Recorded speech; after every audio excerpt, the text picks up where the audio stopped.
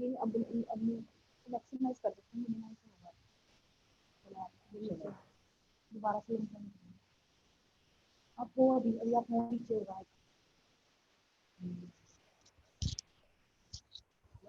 दोबारा से join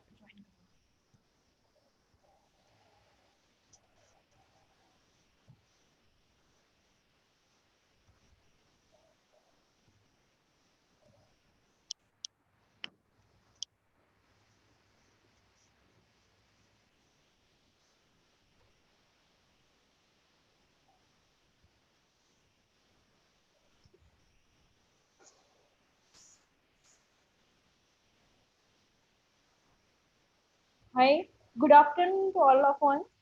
Welcome to all the zero waste series. Now, here Dr. Felix was with us and he is going to speak upon the zero waste. Now, let me introduce some brief about the sir. Dr. Felix Bast, he is an associate professor at Central University of Punjab, Bathinda, an avid cyclist who commutes daily on his cycle, an advocate of low carbon footprint lifestyle. He is a frequent blood and plasma donor and do kitchen gardening and composting hobbies. He had signed up for post-death full organ and whole body donation with NOTO, Ministry of Health and Family Welfare, Government of India. Now over to Dr. Felix. Yeah, thanks, Dr. Kriti. Yeah, I welcome you for joining this series. Yeah, thank you so much. And yeah, it's always a privilege to be part of this interesting talk. And and of the last 3 workshop, and I'm talking for the first time. So yeah, just let me share my screen to you all.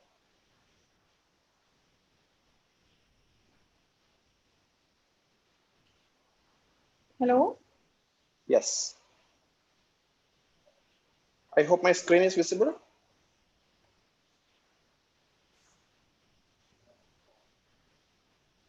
Could you confirm? Is my screen visible?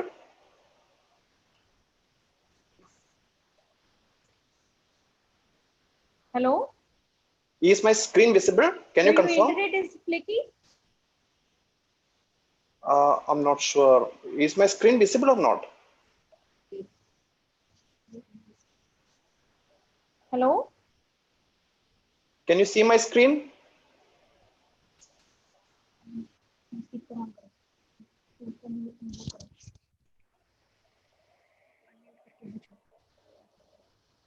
Is there some issue?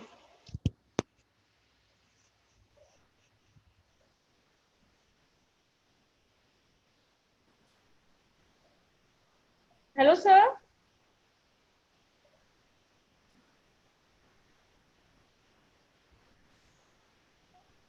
My screen is visible, it seems, right? So I'm getting confirmation from my students. So it looks like it's okay. Dr. Kriti, can you confirm? Can you see my screen?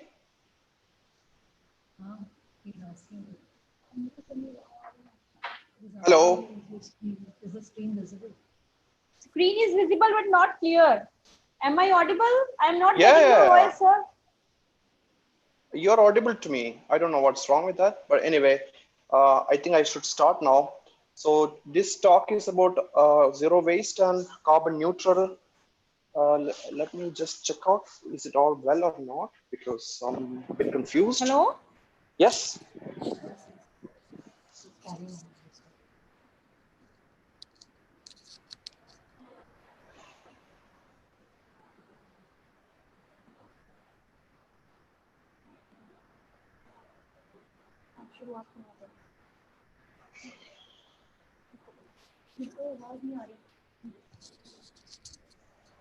Hello, can you hear me? Hello? Can you hear me? So yes, sir. Yes, sir. Yes, sir. We can hear you. Good. All right. So I will start with my presentation. This is entitled Zero Waste and Carbon Neutral. And let me start with this.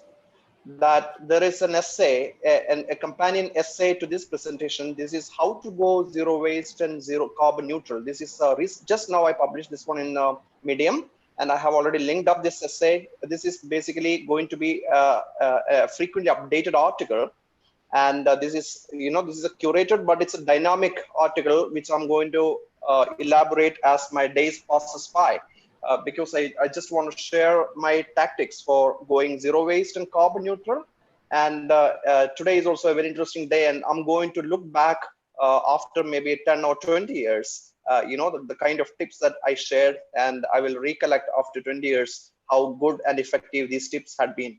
And the tips that I'm going to share today with you all is not just a philosophical armchair preaching or some academic journals writing. No, these are the tips that I have been doing for last many years. So it's tried and tested tips that I'm following as a first person narrative. And again, this talk is highly non-technical, and I'm not an expert on zero waste or sustainability or environmental awareness, nothing like that. I'm just a normal human being. I'm just sharing some tips with you all.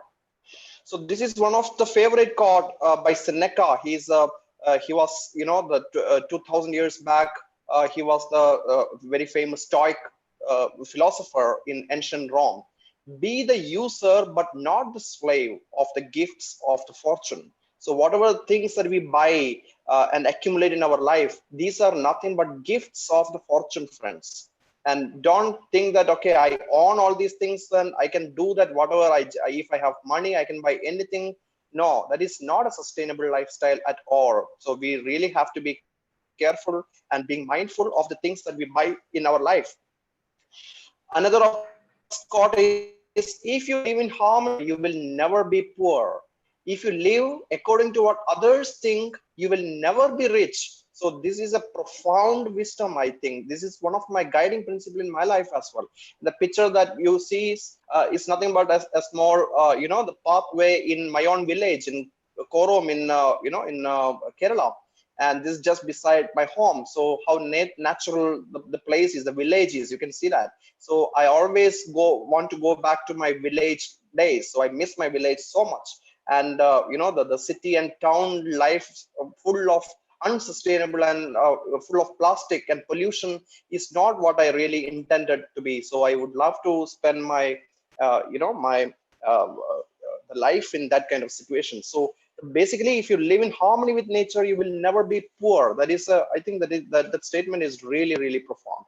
So another of the Marcus Aurelius statement is that things that we treasure are like leaves on a tree. So look at that leaves. These are fallen leaves in an autumn. The picture I've taken from Bremen last year in Germany. So you can see that the leaves are falling down. So whatever things that you adorn, even your loved ones are ultimately going to die. And this is the reality of life. So we have to appreciate the beauty, and we have to meditate upon the shortness of the life. That itself is the title of the Seneca's philosophy. So what are my baby steps towards zero waste? I'm 100% organic waste to composting. I started only recently, but now I don't waste anything. Any of this organic waste I'm composting. And even if you remember it, I've already told that I'm composting my hair and nail clippings too, because these are excellent organic nitrogen sources for the composting. And I have started the kitchen gardening, and I buy less stuff. So if you buy less stuff, automatically that lead to less waste. You really don't have to do something magical to decrease your waste. Simply buy the stuff less, so that will automatically lead to less waste accumulation. So the statement from Seneca once again: it is not that the man who has too little, but the man who craves more, that is the poor. So this craving for wanting, the desires to have more and more, that makes you poor. It's not that the man who has too little. So even if you don't have too many possessions, you can be really rich. But material wealth, but you crave for more, then you can be never rich in that situation. So that is an excellent philosophical wisdom. And Tyler Durden's statement is also very mention worthy. The things owning you. So if you own anything, so dictate your life, and you're going to become addict of your possessions. So that kind of what is it, a life without liberty or freedom, that is what incarcerated life. who want to have that kind of lifestyle. So I buy local seasonal food, which is cheaper and healthier. I don't go for exotic food. I simply get locally available food in the local market, and seasonal food also. I don't really go for Australian apple. Say apples are really good for your, the health. And why should I actually pay huge amount to buy something which is actually coming from a different continent?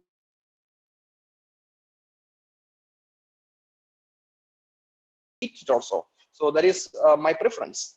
I redefine my priorities. This is very important. What do you prioritize in your life? So the priority. Let me go for that. The priorities. Well, it's not here. I'll show you that. So composting takes effort and time, but it's really worth it. The composting. So 1 kg of compost is just 20 kg. Value of a kg of compost that I make with my own waste is ineffable, friends. It's happiness. So 1 kg, 20 rupees is nothing. You can simply buy the compost if you really want to buy it. But I don't buy compost. I just make the compost because it gives a lot of happiness, because I feel satiety. I feel self-sufficiency, respect that I'm doing a favor to my environment. So that feeling is, I cannot express in words. That is real happiness. So you should experience that happiness by starting composting. So this statement is really interesting by Frank Herbert. Seek freedom and become captive of your desires. Seek discipline and find your liberty. So it is what a lifestyle which is completely discipline oriented. You will find your liberty. So yes, I had a time in my earlier days of my life where I actually sought freedom, and of course the desires took captive of me. So now that I've completely changed the way I live, I don't actually do the things just for the sake of doing. No, I actually think about it. I meditate about it, and then I take the lifestyle decisions. So this is my pyramid of prioritization in my life. There is absolutely no place for caste or religion. That is not at all my business, and I'm not at all interested in any dialogues with caste or religion. Above which is the nationalism. Of course, I'm an Indian and I love my country. Nationalism matters. But more than nationalism, I say humanism matters. Love for other human being.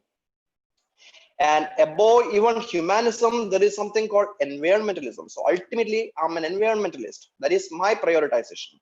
So according to me, rationalism of science is very important, and be a creature like an earthworm, my good friends, while a citizen of the world. That is the guiding principle of my life. So, I have been to many places, and this is one of the nice village where I visited back in 2016. And this place is called Gosaba village in near Sajne Khali in the Sundarbans. You can see that how great the lifestyle is. It is a thatched roof, but of course it's a modern. They do have they do have a dish connection for the communication. They also have the solar panels, and no plastics. This is exactly kind of lifestyle which I really intend to be.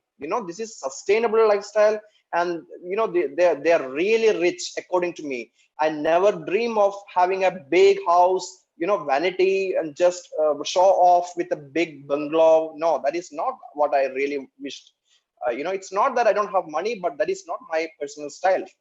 Manik Sarkar, you might know, he was the chief minister of Tripura, and well, he's right now, he's no more a chief minister, he's next chief minister. And the way he actually lived, he is regarded as the poorest among India's countless number of chief minister.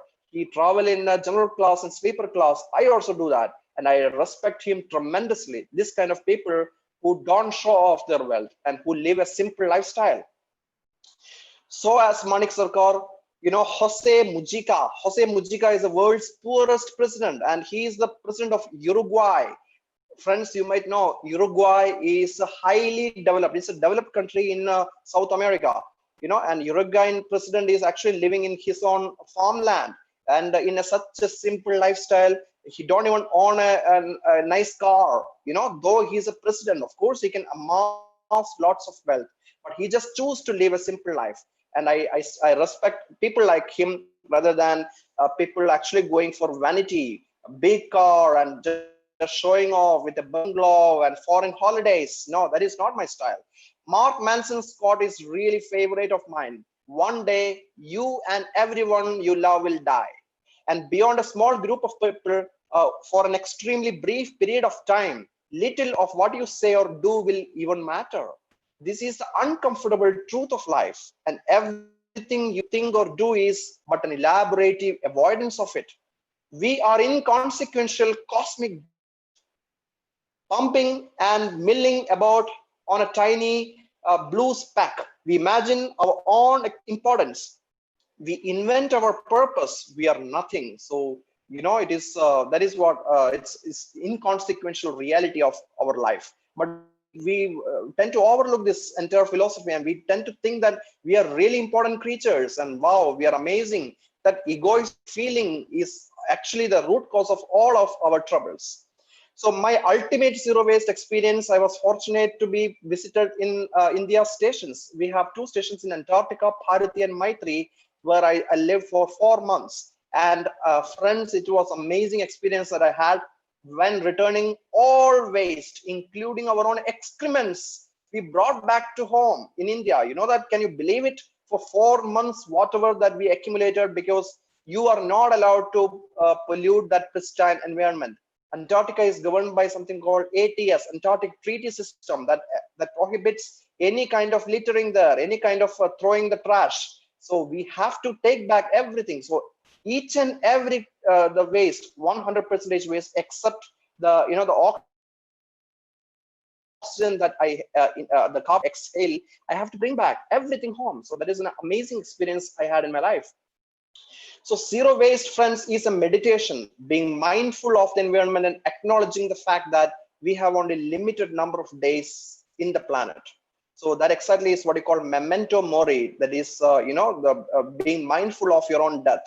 So if you think about your death, then you will feel more meaning to your life. That is what the Stoic mantra, memento mori, is all about. Caring for today's children and unborn posterity. That is the only way we can do that, by zero waste and going carbon neutral. So zero waste is nothing new, friends. It's as old as humanity. Squandering, that is wasting, is a peril of modernity or urban vanity, I can say that. So if you look at the tribes in Amazon, these are uncontacted tribes. The way these tribes live, there is nothing more sustainable than their life. We just have to follow how they are living for the extreme sustainability. They are actually the real Nobel Prize winners. They should get the Nobel Prize, not the academic people who actually publish and they preach but don't do what they preach in their own life. They don't practice what they speak. But these are the real people. They do care for the environment. No one rest of us can do that. They are Indians. They are part of the Andaman and Nicobar Island, the North Sentinel Island. They are uncontacted tribes, and their lifestyle is extremely nature friendly. I have tremendous respect for these individuals from North Sentinel. They are my good friends, and we all have to learn the concept of sustainability from them. They are amazing people, I tell you. And our ancient Indians as well. So this is actually from my own village in Korom. You can see that there are actually lots of cow there. The Sarpa cow. They are actually the forest. Pristine holy forest or holy graves. So these are the places where ancient Indian, they worship the Naga, the Sarpa, the snake, and they actually conserve the entire environment where no one can ever touch it. So it's amazing places for the biodiversity conservation. So this is what really we have to follow in our life as well, how the ancient people lived in our life. So in my life, I try to minimize any of the single-use plastic, any kind of disposable item. So my philosophy, I call it as anti-disposable item. So no disposable cutleries or polythene shopping bags. I always carry portable, collapsible silicone coffee mug, foldable cutleries, collapsible multi-use plastic bag, especially while traveling and for the events. I always carry this kind of thing. So I'm not really anti-plastic. No, that I don't want to say that I'm totally against plastic. Many people are anti-plastic. I don't have any problem with their mindset, but I'm not an anti-plastic. I'm actually against single-use plastic because there is a concept called the life cycle assessment. So not many people are aware of what this life cycle. I'm going to introduce that today's talk. Well, I never use Flexboard in my life. So Flexboard is something called vinyl banner. The Flexboard, every kind of function, the universities and colleges and any organizers, they use a lot of flexboard. In the events that I organize in my university here in Central University of Punjab, I never use flexboard. You can see that I have organized so many events. Not a single time I use flexboard, because I know that flexboard is extremely dangerous for our planet Earth, because when it get degraded, it produces something called microplastics. It goes all the way in the food chain of the marine food web and even the Antarctic penguins. I never serve packaged water in PET bottles in the events and conferences that I organize. Instead, I serve water in flasks with reusable glass tumblers. So this is a step that I follow. I'm also not 100% anti-plastic, I told you. Life cycle assessment is important because multiple studies have highlighted cloth tortoise last much less, forcing frequent purchases and increasing overall carbon footprint. So cloth shopping bag, you might remember that many people actually use this cloth shopping bag, right? Instead of going with the plastic bag. This is a plastic bag, ID plastic bag, which I'm using for the last 3 years. So this plastic bag actually lasts really long. While the cloth, had it been cloth, it will simply break and it will force me to buy more and more the cloth bag. No, it's not really good for the carbon footprint concern. So one bag will last, this plastic bag will last for 5 or 6 years, while a cloth bag hardly lasts for a few months, if I use it frequently. So this is much better for our environment rather than going for this just for the sake of anti-plastic. Sticking with this kind of cloth bags is not really environmentally conscious. And many people actually go for that.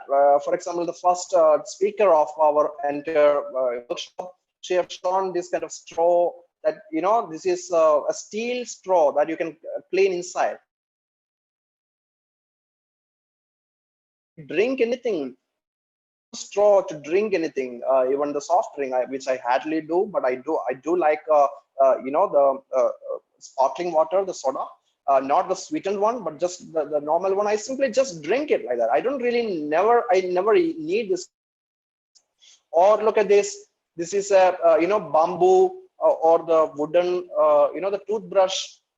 How many toothbrush will you use in your life? I just use a toothbrush, one toothbrush. I change toothbrush in every 6 months or so. So how many toothbrush will you use? And you're using the toothbrush multiple times, right? It's not a big deal. Though those simple things, you don't really have to worry much. There are much more important issues. And people simply show off with this kind of, this is a bamboo-based, the water bottle. And how long will it last? Have you ever thought it? Because the bamboo degrades fast and you cannot use it for multiple times. So these are nothing but a mockery of the system, I would say. This is not a sustainable solution. The carbon footprint is much higher for this kind of solution. Or the shoe. People preach that they use this kind of straw, the steel straw, and what kind of shoe they wear. And are these shoes comfortable? Are these shoes really necessary? Are shoes actually needed in our life? I like to go for barefoot walking in my park every day morning. I go for that, and I do wear a shoe, plastic shoe. I don't have any problem with that. So that kind of mentality, it's not a big deal at all. Or this, I recently saw, this is a very interesting thing.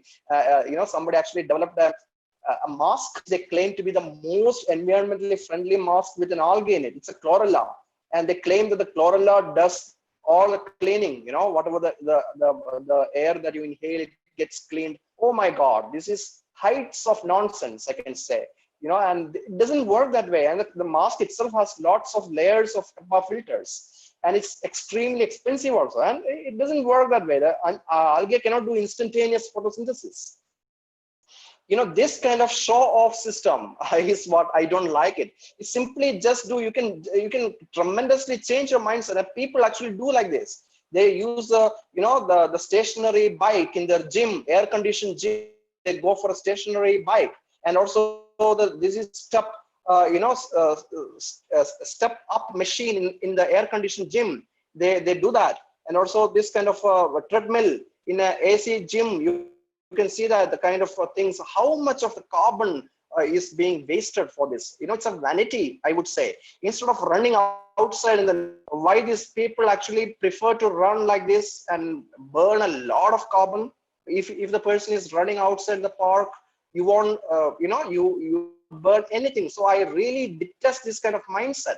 Even the gym, I feel gym is totally unnecessary thing in our life, just a show off thing, that the gym thing. And even this one, instead of this stationary bike, why don't you simply bike to your workplace by a cycle? You know, that is a much more efficient. This gentleman might be going to his house, his workplace in the car. I have nothing against this man, but you know, that is what is really happening. And also this, you know, the step up machine, instead of that, why don't you simply take stairs in your workplace, or whenever you go for shopping, instead of taking elevator and lifts, simply take a, you know. So this is the perils of the modernity, I can say that.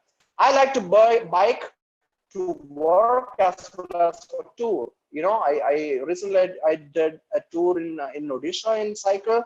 It was amazing, and I'm going to do this in every year. You know, once the Corona crisis gets over, I will do this bike vacation in different states. I really explore my country, but I really haven't been, and it has actually connected with the local people. The cycling is really good as a touring option for me. I like to commute and I like to tour. So this is where my village is. So I have a cycle at home as well in Kerala, and which I use it for every vacation in June. This time I couldn't go because of the crisis, you all know, you know, and this is in here in Punjab. So cycling will give you a lot of good things, including physical health. There are multiple studies that have shown that cycling increases the longevity, you know, the life expectancy, mental health, decreased stress levels, better sleep, oh my, of advantages, zero emission, and of course, cycling is low carbon footprint. Going fossil fuel free is good for our own country here in India, because we import most of our fossil fuels from the Middle East with a huge amount. So the tax, everything is actually a burden on the taxpayers' exchequer. So going fossil fuel free by riding cycle is have a tremendous benefits, you know, multifaceted benefit, but not many people does it. And looking outside India, you can see that the cycling is really common among scientists in general. For example, he's Professor Jacques Dubochet. He got the Nobel Prize in 2017, and he's from Belgium, and he cycles every day. And Professor and avid cyclist Ben L. Feringa, he born in 1951 and 2016 Nobel Prize winner in chemistry. He is also a regular cyclist. And Sir Fraser Dart is 2016 Nobel Prize winner in chemistry. Again, this gentleman, the Nobel Prize winning scientist, is a regular cyclist. And people like him can cycle, but here in India, we really don't have that mindset. Our mindset is that if you are in school, cycle is okay. But if you're in after school +2 and then slowly you shift to the motorcycle or a scooty. Then once you start getting a job, then you suddenly shift your mindset to buy a nice car, because cycling is not really, it is a kind of kiddish. That is the mindset of usually many people have it. That mindset is the root cause of most of our problems. So I do go by cycle, and I'm the only teacher who regularly commutes to the university in cycle, and I feel proud of it. And some of my students are coming by car, and I have no problem at all. Why not? I'm happy with cycling. Or look at this gentleman. He's a Dutch Prime Minister. Rutte is locking his bike while visiting the king at Noordeinde Palace in Amsterdam. This is the palace of the Dutch royalty, and he's visiting the palace. So probably in the Amsterdam, this is the most secure place. There is no other place more secure than this place. And still this gentleman, look, he's locking. Why he's locking? You don't have to lock it. The cycle he's locking because he's locking out of habit, because he's a regular cycle user. This is what the picture says. One picture, this conveys 1,000 words. This shows that how frequent this man is. He's a regular cycle commuter. So Dr. as Felix, the king Dr. and Felix? queen of that palace, this palace which I told you, the Noordeinde Palace, the Dr. king and Felix, queen, sir. or the prince and princess, are basically the Queen Maxima and King Willem Alexander Claus George Ferdinand.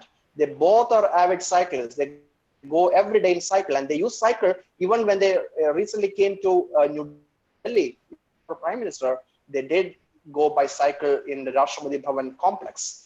So I also try my best to waste less. So some tips which I do is that I eat less and I fast every Sundays. So I think that eating less is a very, very important thing because of the world hunger crisis. In the morning, I listened to an excellent talk by Professor Siddiqui about the hunger crisis. So if everybody decide to fast one day of the week, you are going to bring a positive change to the world hunger crisis, friends. I do that, and it's good for the health sake as well because it will reset your microbial flora of your stomach. There are a lot of research on it, check it out.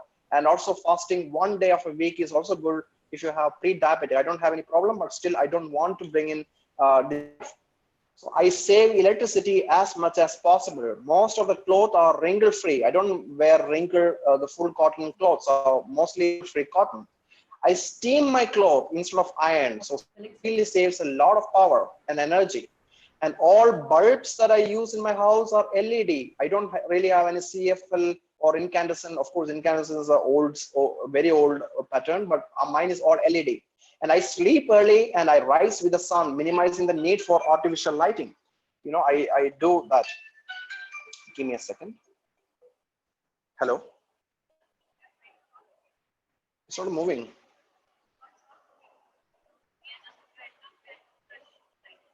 Oh.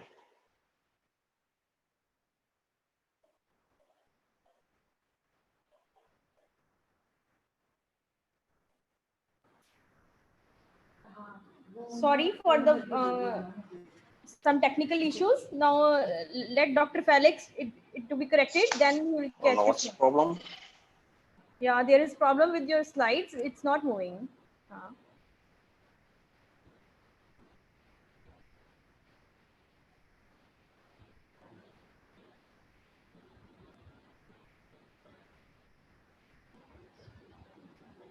Can you see me? Yeah, Is it fine now? yeah. Okay, in which slide did I would like to continue now? From which slide onwards? From the bamboo in which you saw the bamboo brush and the slippers, bamboo slippers. Okay, let me share once again. Yeah. Please mobile, okay, whenever you see this kind of problem, so that I'm aware of the problem, right? Okay.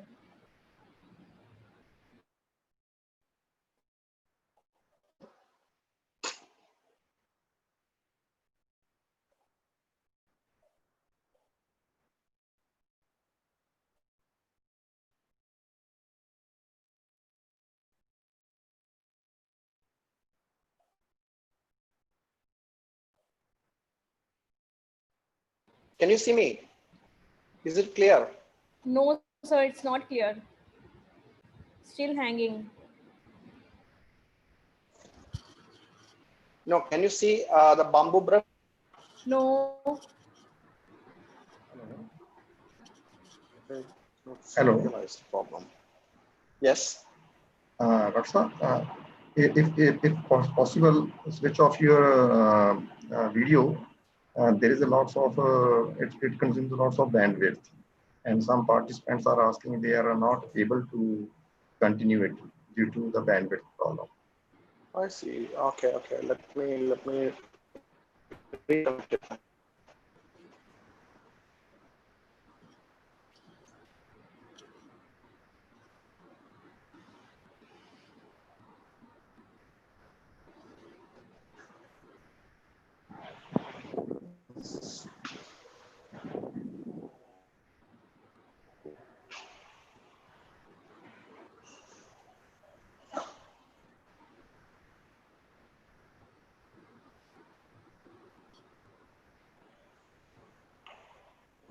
Do you see me?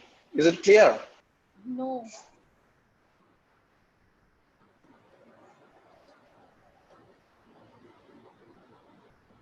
No. Am I audible or not? You are audible, but your photograph is not coming. Pic is not coming.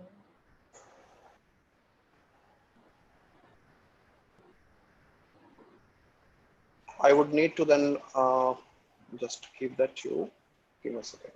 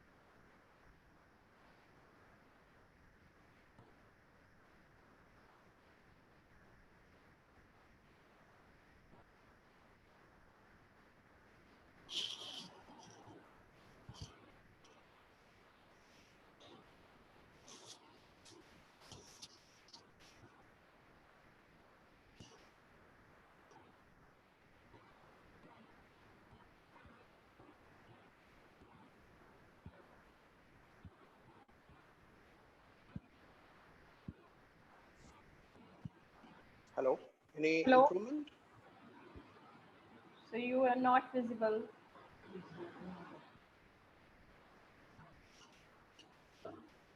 Any improvement? Only background is coming. I don't know what's wrong.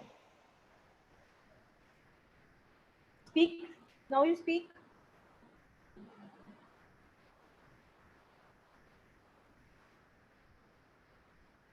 Hello, yes. Hello. Can Yeah. you see So my screen now? yeah, yeah. Now you will share your screen. I already shared, yes. Yeah, yeah. Now Can it's okay. Perfect. So how essential are these goods? So that is the point here I was discussing about. So, this many people actually use this kind of bamboo based, the water bottle, and still they travel by big car and they think that, okay, I'm being environmentally conscious because I'm using this kind of bamboo, water bottles. But this is not in reality. So how long will it actually, is it a sustainable solution or not? Actually think about it. For how long can you use it? So this kind of bottles might not even really last for that many months. That is actually the problem with that mindset.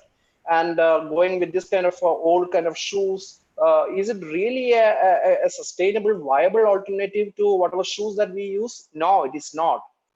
And even this kind of the wooden toothbrush, these are just a vanity, just to show off that they are actually being environmentally. And even this kind of straw, are these really required in our life? Or look at this is another very interesting thing which I recently came across. This is a it's a mask with algae in it, and they're claiming that these are the best masks in the world. Of course this is nothing but just a show off. It doesn't work that way, friends, because this has got all nothing but HEPA filter inside. And this it's outrightly dangerous because you won't get that much of oxygen in it.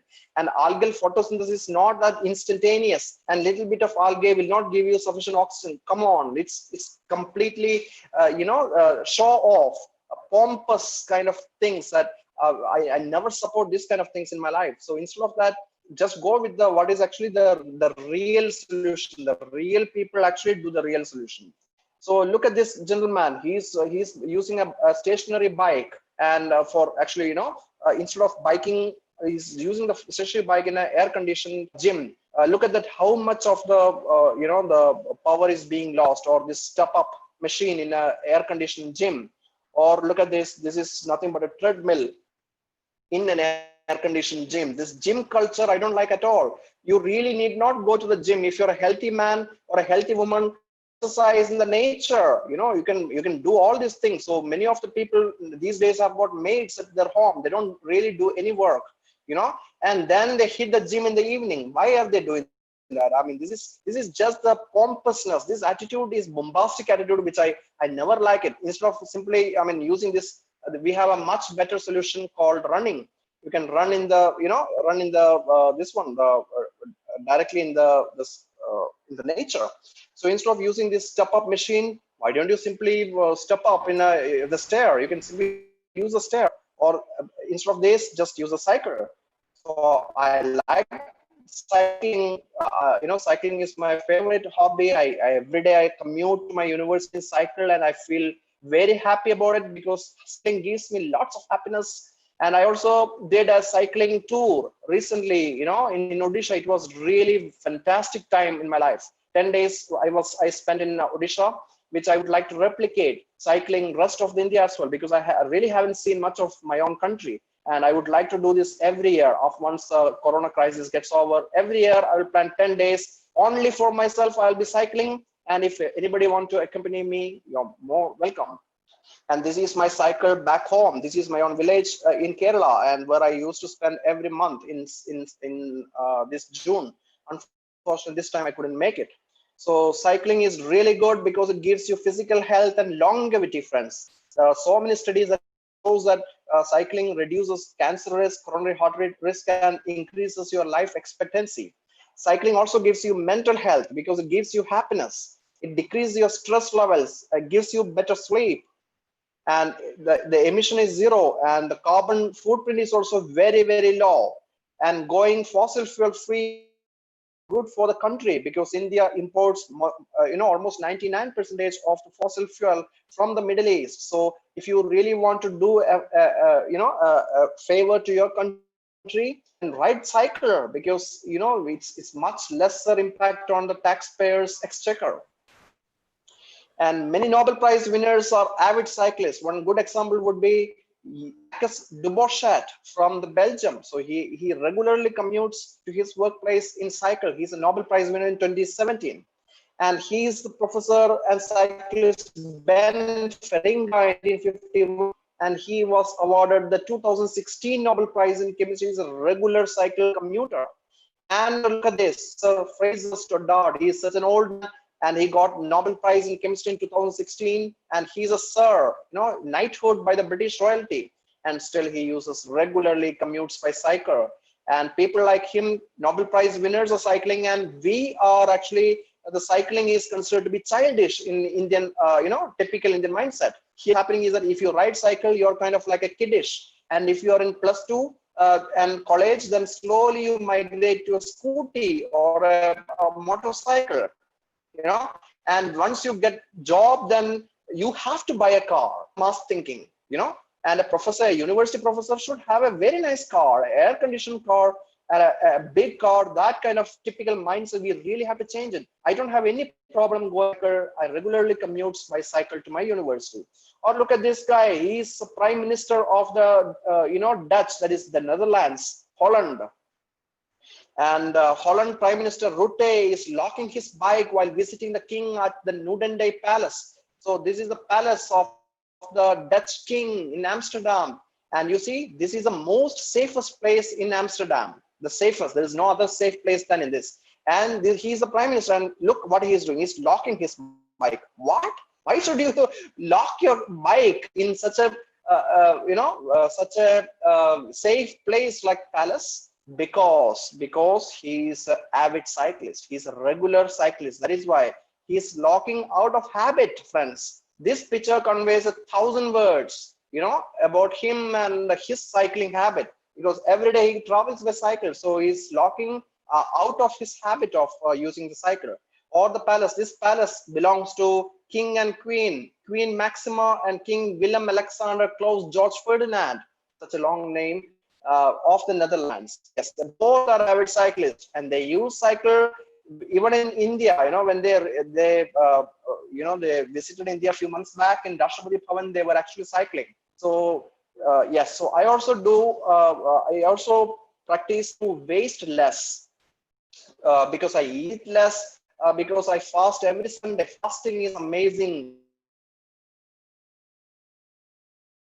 Participated in this program by Professor Siddiqui, and he was telling about world hunger crisis. And of course, he was saying about the hunger problem. So eating less is, if all of us can fast one day of the week, that itself will be a big, a step, a massive step towards world hunger crisis, friends. And also, I eat less and I fast a day of the week, because so many studies that have shown that it helps your microbial flora of your, the stomach. Yes, so that actually reboots the system. So it's really good for you if you're a diabetic or pre-diabetic. Fortunately, I'm not, but still, this fasting one day of a week is a good practice. Everybody should follow it. I also save electricity as much as possible, because most of the clothes are wrinkle-free. And I steam my clothes instead of ironing, and because steaming is also saves a lot of energy, and it's also lesser in carbon. All bulbs in my house are LED, because LED saves a lot of power. I sleep early and I rise with the sun, minimizing the need for artificial lighting. And I spend more time outdoors in the park. So all these are some steps towards wasting less. I save fresh water as much as possible. I use reject water of the RO water purifier, and I water after cleaning the veggies for the gardening. I also have a garden, a small kitchen garden, which I use RO reject water. I only rarely do drink milk or consume the dairy products. I'm a vegetarian and prefer the local foods. So there are studies that shown that if you're a non-vegetarian, your carbon footprint is higher than a vegetarian. So that is one reason. And another reason is that, I just like the vegetarian food. We have got plenty of interesting vegetarian food here in India. So there is no point in going for a non-vegetarian food. So at kitchen, I never peel my veggies, carrots, potatoes, cucumber, etc. Reduces the waste, plus, and more importantly, preserves the nutrients, especially vitamins and fibers. This is a trick which I learned during my PhD time in Japan. And Japanese also never peel their veggies too. So maybe that is one reason they live really long. Average life expectancy in Japan is 83 years, and it's amazing. And 88 years for the women. So they are number one in the whole world. I steam my veggies, saves energy and reduces the carbon footprint and preserves the nutrients. So instead of boiling or pressure cooking, I steam it. I have a steamer and I use that one. I soak the grains in water prior to soaking. So soaking the grain in the water prior to cooking is really saves a lot of energy. But I'm surprised to see not many households does it. And also it reduces the overall carbon footprint.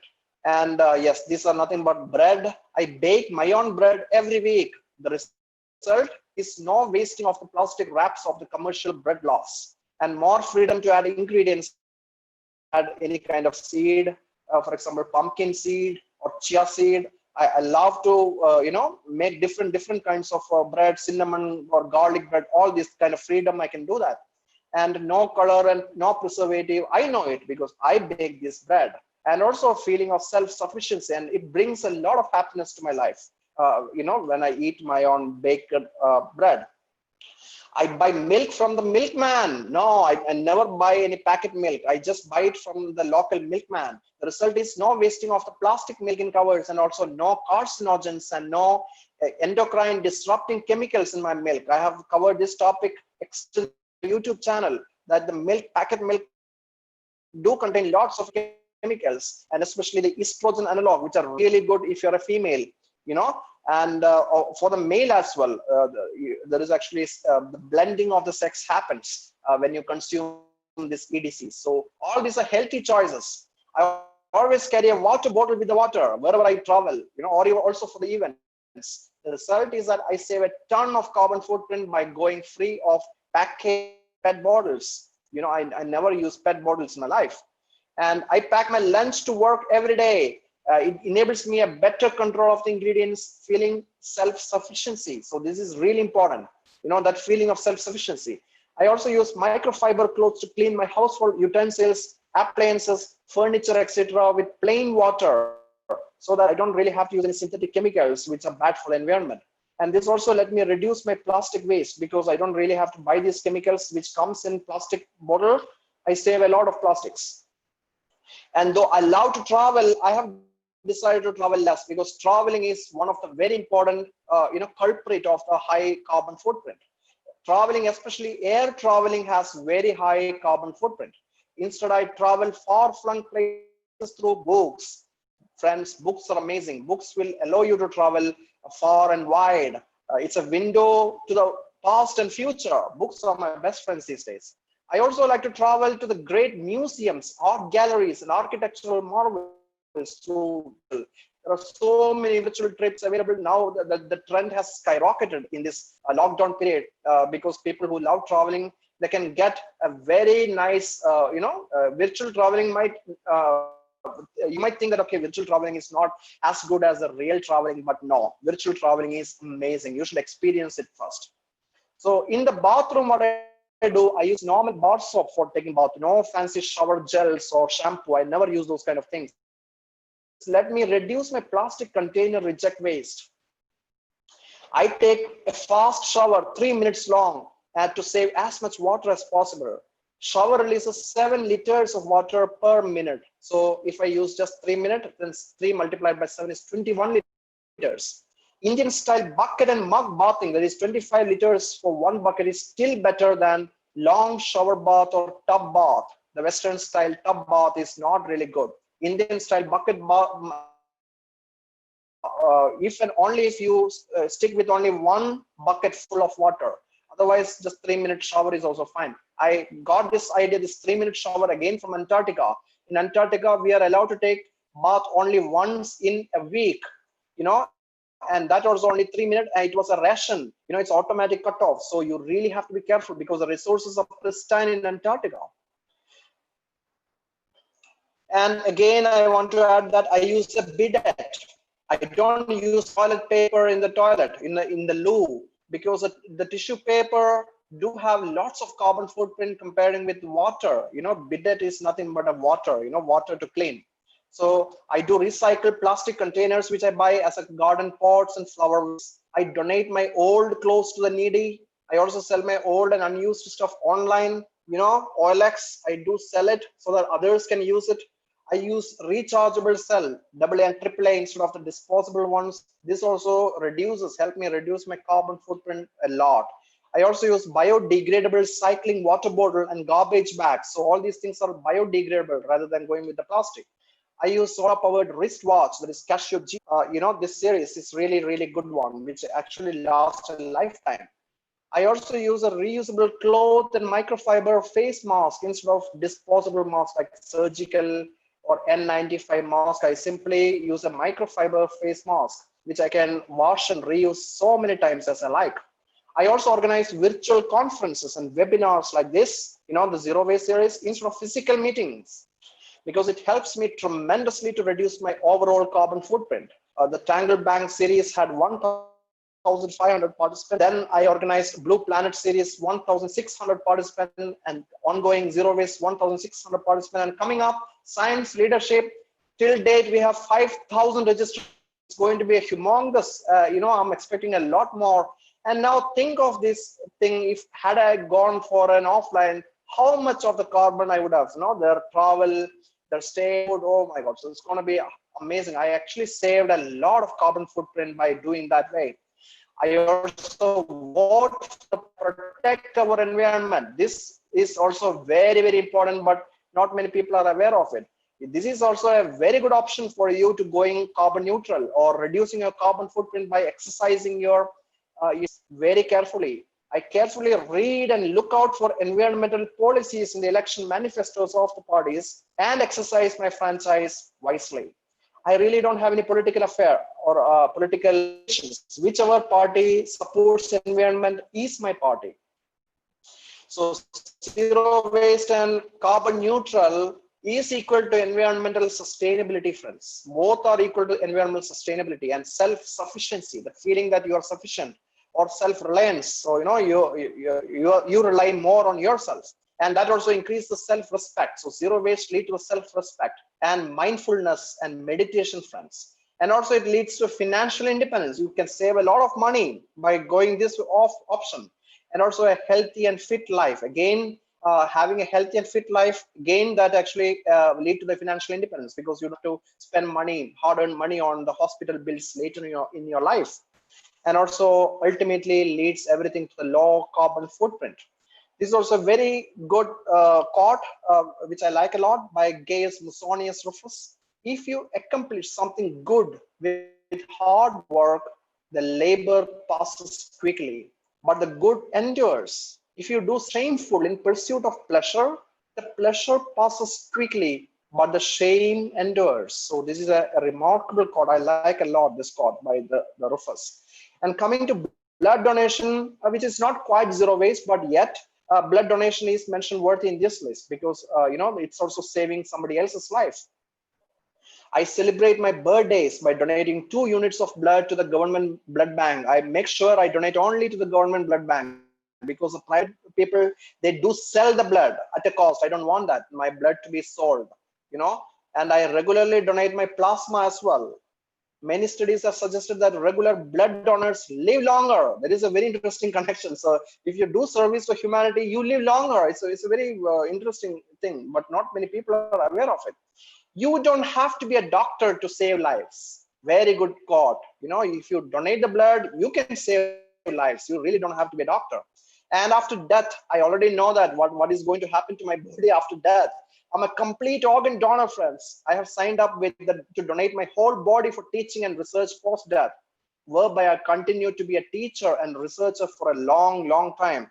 I have this document with me. It's an organ donor card by NATO. NATO is by the Ministry of Health and Family Welfare, Government of India. Anybody can get this card. You just have to go to the NATO website, sign up, and they will send this card, physical card, to your address.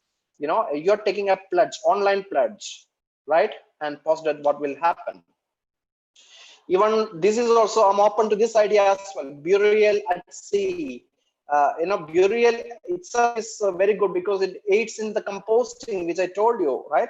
And even sea burial is getting popular. This is a very interesting quote by George Bruce in 1884 in St. Andrews. The sea is the largest cemetery, and its slumbers sleep without a monument. All other graveyards show symbols of distinction between great and small, rich and poor. But in the ocean cemetery, the king, the clown, the prince, and the peasant are alike, undistinguishable. So, sea burial means throwing the dead body to the sea so that the sea animals can eat the flesh. So death is what gives life meaning. To know your days are numbered and your time is short. That is a statement from the movie Dr. Strange. Memento Mori is a very interesting concept which I love a lot. So I would like to end this talk by another very good quote by Oscar Wilde, one of my favorite authors. To live is the rarest thing in the world. Most people exist. That's it. Exist in a simulacrum that called the life. It's not that they are really living their life. An amazing quote. Thanks a lot for watching. I also like to show some of this demonstration because in the first talk, I was actually moved away with madam's, the demonstration that our invited speaker has done, Vani Murthy has done. So I can also show you baby steps that I have been, doing in my life. So as I was telling you, this one, do you know what is this? So let me actually stop this one background.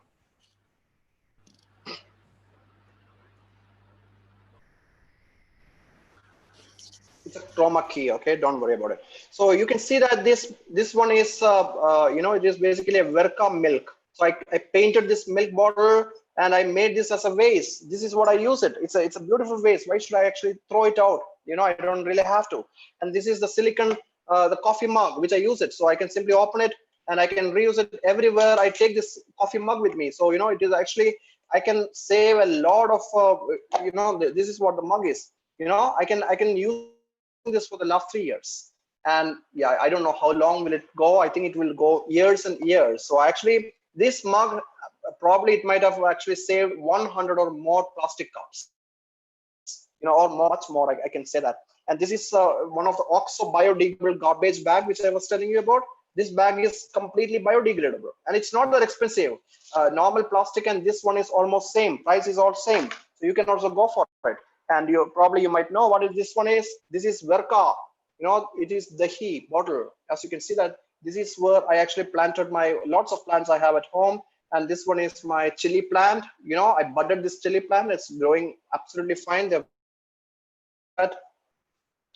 And I can also show you some other stuff. This one is another one. This I use it for traveling, and these are nothing but a pocket. I can just put in my pocket. This is nothing but a cutlery, so I can just expand it. This is this is my the fork and the spoon. All those things. I can just put that. It's a foldable. I can just use it so that I really don't have to use the plastic cutlery. So it actually saves a lot of my carbon footprint. And this is the kind of the batteries, the Amazon Basics which I got. It's also not that expensive. It's actually very cheap. I can recharge. I can use it for so many times. And this is my lunchbox, friends. Look at this. This is nothing but steel lunchbox, and I just have to put my stuff inside, and I can reuse it for many times. And I can also show you. This is my EXO round. What is that? EXO.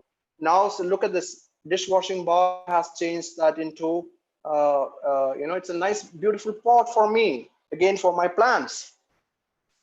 And this is what my cycling bottle is. As you can see, this bottle looks like a plastic bottle, but it's not really plastic. It's a cornstarch, bottle from Germany. So it is also completely biodegradable. It's not plastic at all. And yes, this one is my regular water bottle. I've been using so long. It might actually, it might actually survive even my own death. I don't know that. This is amazing bottle, and it actually, I carry this bottle everywhere I go, and it's actually this bottle itself might have saved a lot of pet bottles from my life. So this is what small changes that I make in my life. For example, this is another one. This is my mask.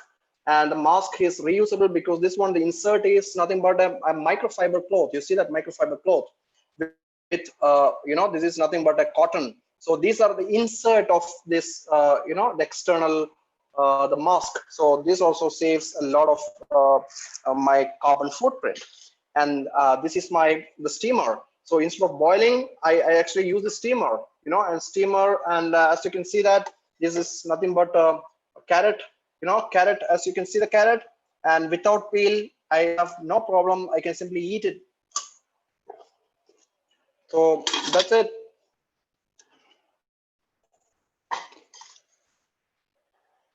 Thank you for watching my small session. I am sorry because of some technical glitch. There are actually, the internet is really flaky here. Over to you, Dr. Kriti. Yeah, thank you, sir. And your presentation and your things and your mantras, they were really nice and you're really helpful in one's life. I think our participants, they will be impressed by your living lifestyles and reducing carbon footprints and how one can reuse their old products. And your that mantra, eat less, waste less, also leads to the zero hunger. Now over to Dr. Man. You want to add something?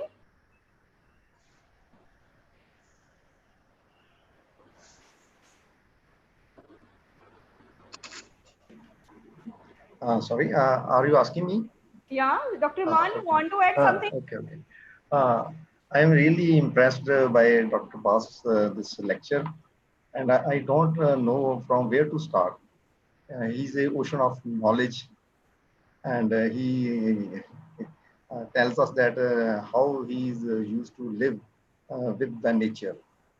And he's saying that he get up with the sun and use sunlight as much as possible, uh, and cycling, not using car, and even baking his own bread by his own.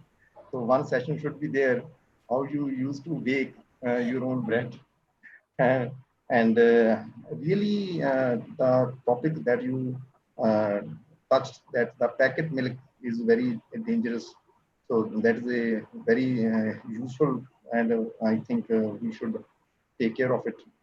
And exercising, motivating youth for self-sufficient, avoid chemicals, and traveling by books is a very wonderful idea. And virtual traveling, save water, blood donation, zero waste, and lots of topics that you have touched in this wonderful presentation. And I am really amazed how you uh, prepare, how you make such a wonderful videos on Curiosity also, your channel, that's Curiosity. So thank you very much. And there are lots of questions asked by participants. And over to Kriti ma'am to continue further. Thank you, sir. Thank you, sir. Now, sir, there is one question from Salman Khan. Is there any carbon dating relationship with zero waste?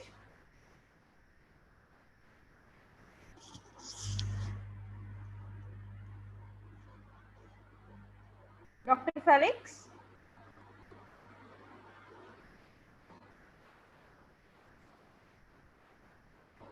Hello. Yeah, Hello? I got disconnected. I'm sorry. Yeah, tell me. Oh, yeah. Sir, there is one question from Salman Khan. Is there any Okay. carbon dating relationship with zero waste? Carbon? Trading relationship with zero waste? Yeah, I mean, zero waste will lead to the carbon neutrality, and of course, carbon neutrality and the concept of the carbon footprint itself is related to carbon trading.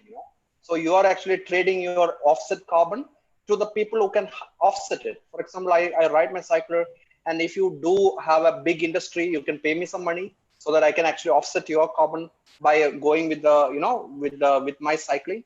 So that concept is called carbon, carbon credit. You can actually take the credit, like it's just like a credit card, so that is what the zero waste. There is no direct link with the carbon credit. So it's basically zero waste will help you to reduce the waste. I will help you to become carbon neutral, and ultimately that will lead to the carbon offsetting. Yes. Now over to Dr. Neetu.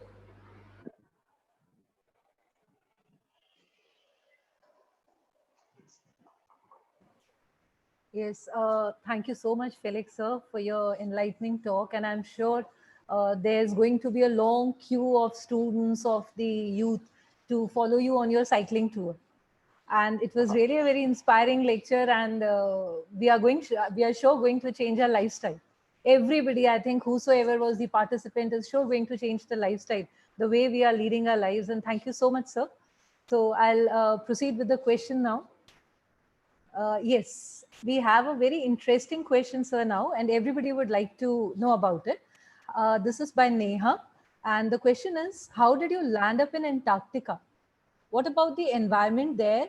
And did you manage to keep the solid and the liquid wastes? Did I manage to keep the solid and Yeah, liquid? Okay. solid So, and liquid. well, how did I end up in the sense that our government, Indian government has got a plan. Every year, a group of scientists do travel to the Antarctica. It's part of Indian Antarctic mission. So it's called Indian Scientific Expedition to Antarctica, ISEA. And I was part of 36th Antarctic mission. So if you're a scientist, then you can apply to be part of the mission. So it's a planned mission. Around 100 people go, out of which around 30 are scientists, but there are so many supporting staff like nurses, doctors, engineers, and military personnel. They all come to help the science and scientists, And how do they actually, the zero waste happens in Antarctica is actually very, very simple. So we use the normal toilet. And what is happening is that instead of the place where actually the things go, the sanitary, the hygiene tank. So we actually collect everything, and this one, what we do is that we centrifuge it to separate the solid and the liquid part. And the liquid part, of course, goes for the recycling unit, and we don't use it for eating or having something to consume it, but we use it for some other purposes. For example, the heating of the station, that is also need a lot of water. So for the solid waste, of course, we have to take it back. And whatever the other waste, the reject waste, for example, the plastic waste, we bring every single of the waste. So it's not that my own excrement, I bring it back. No, it's a teamwork. So, whatever the waste that we accumulate over the 4 months period, and we collect everything and we put that in the barrels, and we actually manually we transport. Sometimes it's very interesting experience that sometimes the barrels are leaky. It actually produced lots of stink, and still we did it because that is how it is. We have to do it. There is no excuses there. You cannot say that I'm a Brahmin, I cannot touch the non-Brahmins the excrement. No, it doesn't work that way. It can never be. There is no Brahminism or there is no religion in Antarctica, friends. That is an amazing place. Yeah. Yeah, thank you very much, sir. The next question is by Anjali. And the question is, what has been the most challenging or surprising thing about living zero waste life? Do you ever feel left out of social situations, or do you ever have to battle temptations? Oh, not really. No. See, that is what, if you actually do a discipline, let me show you that quote, which I love a lot. So I have, as you can see that I do have quotes in my house everywhere. So this is a quote which I actually like it a lot. So you can see that this is it's a kettlebell. The quote reads here, you can see that: seek freedom and become captive of your desires. Seek discipline and find your liberty. So this is what I do that. I actually, I sought my discipline. My life is a lot more disciplined now. And now I can feel the liberty. I actually feel completeness. It's not that I'm not connected to my social life. Of course, I'm connected.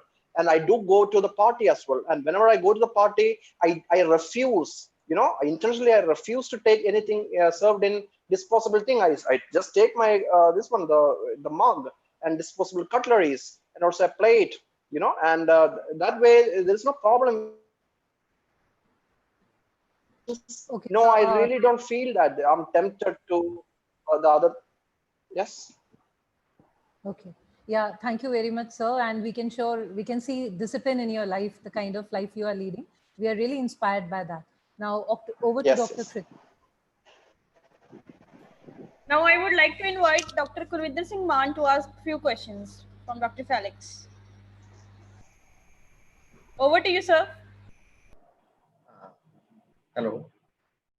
Dr. Sir, there is a question by Divya Jain asking, is RO water suitable for plants? I think it is the most debatable question. Is Yeah. RO water suitable for plants? Well, I'm not a plant expert. Look, see, the thing is that of course, I'm into the taxonomy. I'm not really into the plant physiology. But to tell you, RO water is not, because RO water, the minerals have already been taken. The reverse osmosis, it's a physical phenomenon. And through the reverse osmosis, what happens is there's a membrane, and it takes up most of the, the minerals from the water. So without mineral, then what is the point of having that water? So water itself is just H2O, right? The minerals are there in the soil. So if you're performing a hydroponics, then water has to contain a lot of minerals. So if you're using a soil-based agriculture, then RO water is absolutely fine. But again, it's absolutely vanity, I can say. Using RO water for planting, come on, never, please never do that, because RO water production itself takes a lot of water, and it's not a sustainable solution at all. Never use RO water for your plants. Just use the normal water, Okay. Yeah. Thank you, sir. Over to Dr. Krit. Sir, there is one question from Ritu Chokde. Is there any biodegradable alternative for the PP kits used during the COVID-19, as they are non-biodegradable in nature? Well, personal protective gear is, see, the thing is that if you're looking for biodegradable alternative for every single thing, I'm not really that very keen. Even plastic, as I told you, I'm not really anti-plastic. Plastic is also fine, but single-use plastic, just use and throw plastic is what's the main.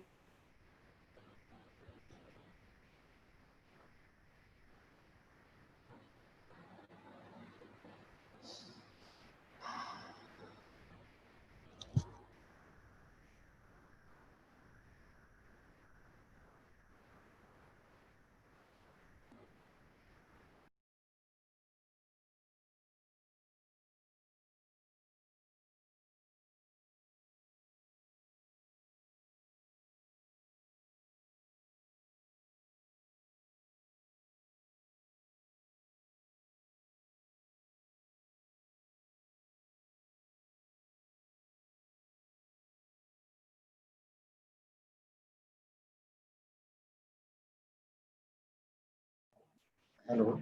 Sir, you are not audible. Hello. Hello. Hello? Yeah, sir, there is some problem from the Dr. Felix side. I'll make him a call.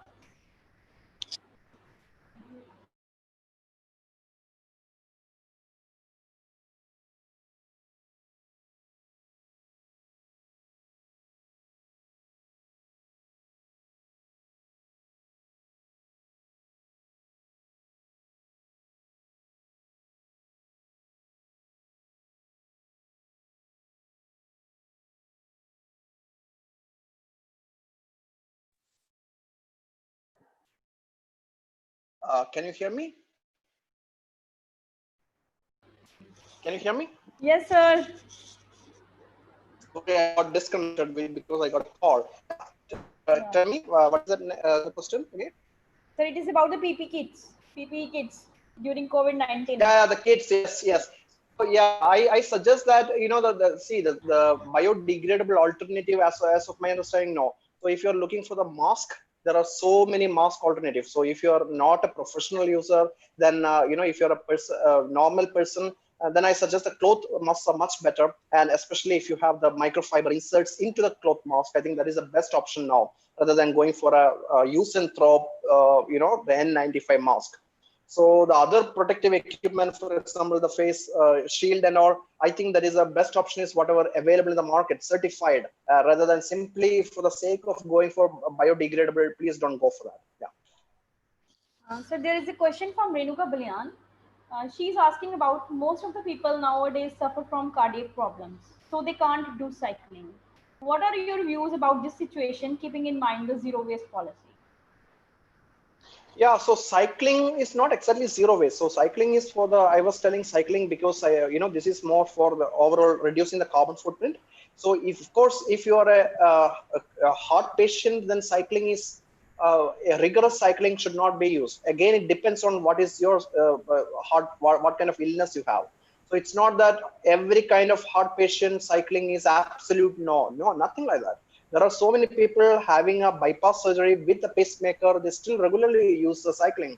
No problem. You just have to consult your cardiologist about the risk and benefits. And it's not that cycling is it's impossible for any heart patients. Not at all. Not really the same case.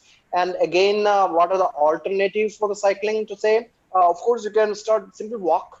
Walking itself is good. And there are so many studies that shows that walking alleviates your stress level, the stress hormone levels. And also it gives you happiness, and it also contribute in your longevity. So walking is a very good exercise. If you walk every day, very light walking itself, especially walking in the forest or the park with some greenery and fresh air. So those things are really, really good to reconnect with your nature. Now over to Dr. Neetu.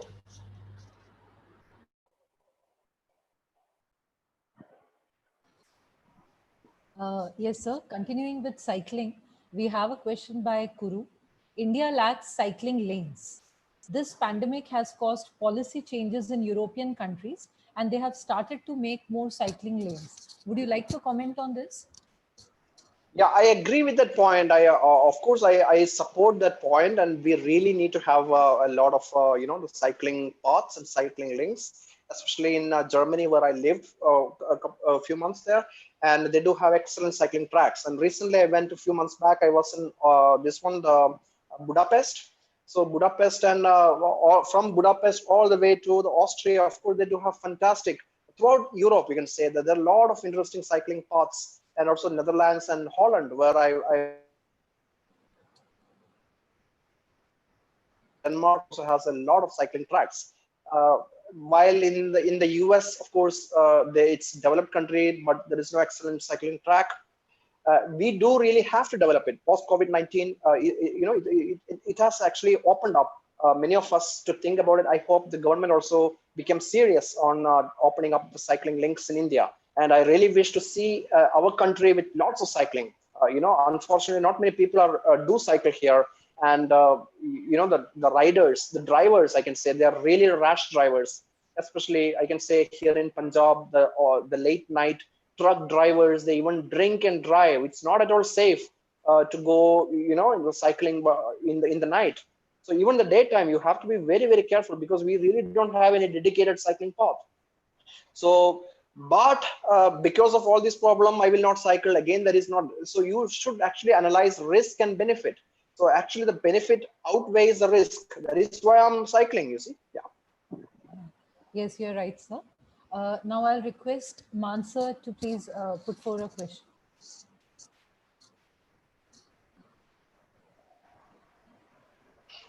Mansa, over to you, Mansa.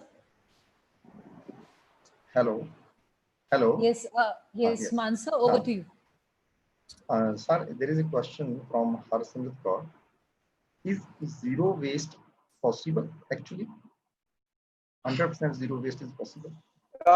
If you say the 100% zero waste is possible or not, then I would say any living organism, it's not possible. No. Because we are inhaling and exhaling. Of course, it's what we are exhaling is carbon dioxide. It's not the closed system. If we are a closed system, then zero waste is possible. But zero waste as such is a philosophically concept. It's not practical at all. But these are small steps towards minimizing your waste. So that is what the zero waste is all about. So don't take it absolutely. Absolute zero waste is possible only after your death. So once I die, once I start decomposing, then yes, zero waste is possible. So as long as I live, then I have to inhale and exhale. I have to go to my toilet, and all these are waste. So it is not that it's not impossible. So yeah, there is a thing. So don't take it, at the face value, but think more about it to reduce the waste. Yeah. Thank you, sir. Thank you. Over to Dr. Krithi. Yeah. So there is a one question from Manjali Kumari. She is want to ask from you, what is the biggest challenge you have faced while living life as a zero waste? And has it made you feel left out from the social situations also? Yeah, same question asking again and again. Many people, as one earlier question was some social circle left out. No, I really don't have any problem at all. Going waste have got so many added advantage. Minimizing waste actually helped me to respect myself. I had certain issues that actually on the brink of some kind of depression, some my own personal life issues a few years back. And now that I'm totally out of it, because these are the challenges that you face in your life. I also faced a lot of hardship in my life. My own personal life was on a on a roller coaster ride. But once I started practicing what I actually speak on, once I started actually going zero waste or minimizing my waste and carbon footprint, I feel immensely happy about myself. My own, I have a great self-respect now. And yeah, so it actually makes me, my overall mindset or overall happiness level has skyrocketed, I can say. My happiness level few years back and right now, there's a tremendous change. Going zero waste is an amazing transformation. Everybody should do it, and you can experience it. Personally, you can experience it. Yes. Thank you, sir. And it's a nice session with you, and you're sharing your key mantras with the participants and how you're leading a zero waste. And moreover, you are also the one of the coordinator of this series, and you are giving a talk, and it's really amazing. Now I over to the Dr. Neetu to say something.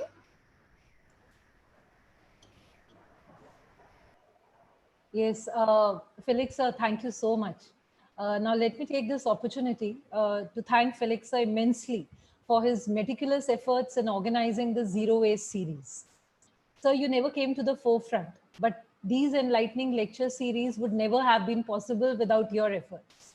And as you quoted from Seneca, that man is not poor who has too little, but the man who craves for more, he is poor. That is poor. So, really, our thirst has been quenched today, and we are really enriched by your wisdom and the views that you shared with us.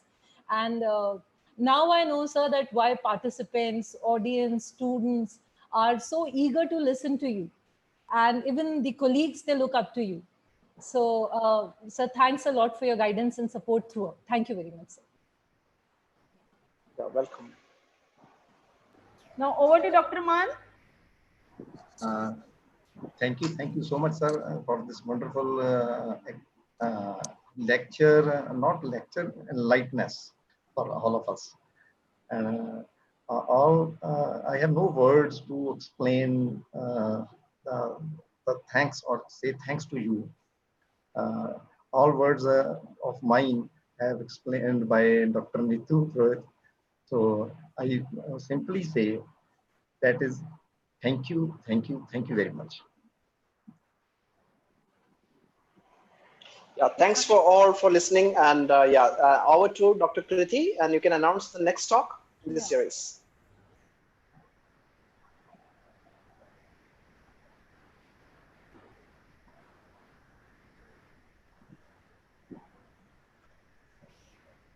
Tomorrow there will be a session at 11 a.m. by Dr. Rifat John.